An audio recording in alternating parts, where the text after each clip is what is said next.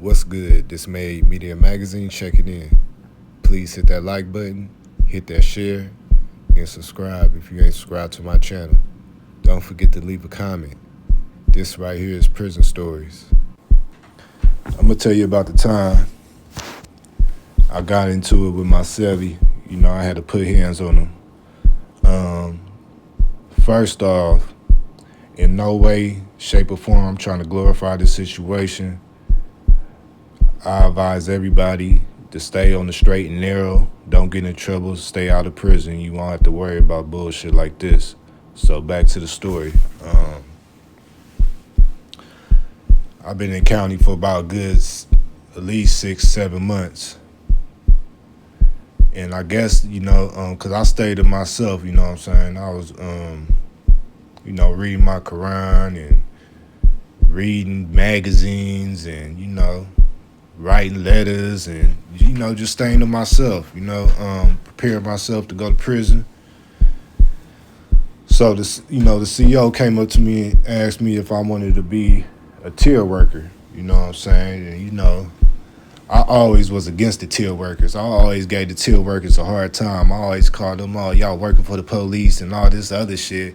And, me being naive, not knowing that the tier workers, you know what I'm saying, they get to use the phone all day, get extra trays and shit after the meals. But you do gotta clean up and everything. But besides that, once you done cleaning up and everything, you can sit, watch TV out, out in the day rooms. I used to sit on the tables and shit, watching football and different shows. So yeah. So once I agreed to be a tier worker, I had to move from my original cell to the tier working cell. So once I moved to the tier working cell, I found I had a celly, you know what I'm saying? The regular, what's up, where you from and all that shit, So dude name was Hard Rock, man. You know what I'm saying? I ain't gonna tell you exactly where you from, but everybody knows Sac County know who I'm talking about. He was one of they shot callers, I guess. Or the tier, whatever you wanna call it. But yeah, man, so, at first, we was getting along cool, man. You know how it goes, same celly shit, nigga hearing hella them war stories and all type of weird shit, but every day that I was in there, every day I was in there, I get a letter every day. And after a while, he be looking and shit. So I think he was kind of feeling jealous or something. I don't know what the fuck or whatever was going on with his case or in his personal life. So one day I got a letter, bounced down, got my letter and shit. And then the trays came in, so we bring our food up in there. And I think it was the tissue was on the sink. So I moved the tissue off the sink to the table. And he was like, "Oh, I'm eating, blah, blah, blah," or something. But the way he said it, you know what I'm saying, made me catch an attitude. So I just slapped the tissue off the table. I'm like, "Nigga, you tripping off that?" So, I just turned my dumb ass. I spent around and just tried to go out the cell, just go out to the day room. So when I turned around, he hit me from behind. Now, the nigga hit me from behind. I felt it, but he didn't do nothing. So, you know what I'm saying? I turned around and blended him up, you know what I'm saying? Started giving it to him. This nigga, he put his head between his knees and covering up and all that shit. All right, D. I'm like, you good? All right, D. You know what I'm saying? So I stopped hitting him. And then then I was about to go out. He said, hey. He was like, "Hey, man, I'm apologize. I'm going through personal stuff. Man, don't tell nobody. The nigga told me don't tell nobody, right?" Wow. So that even pissed me off even more, nigga. Cause like nigga, you be up in here bluffing like you the biggest gangster. You tell me not to tell your homies, so I go out the cell. You know what I'm saying? It's probably about 14 a day card. It's probably only about 5 or 6 of us Bay Areas in there, you know what I'm saying? And me and another nigga named Flocka, you know what I'm saying? Flocka, he film on A-Sun. So me and Flocka, we the only ones for Filmo up in there, right? So I end up putting hands on him. You know what I'm saying? He he wasn't too fucked up. He had a few marks on him, but he cleaned himself up before he came out the cell. The guards came in. I thought we got busted. You know what I'm saying? Because I came out, and you know me, I was still a little hyped up, knocking on the doors, telling them, "Nigga, I just beat your heart." You know that caused the fishbowl attention, whatever, right? So you know, after that, man, the crazy part is we stayed in the same cell. You know, he didn't move out the cell. He didn't give up his position. I didn't give up my position. Um, but I for sure slept with my eyes open. You know what I'm saying? But you know, after that, man, I think I was only in there for about another 3 weeks, and then I got transferred. They sent me out to prison, man. But you know, now there's another thing. So once we get to Tracy, everybody know what happened. You know what I'm saying? We off the bus, we get to Tracy. So I'm already hearing whispers, like, you know what I'm saying? So I let my car know what the hell going on and shit.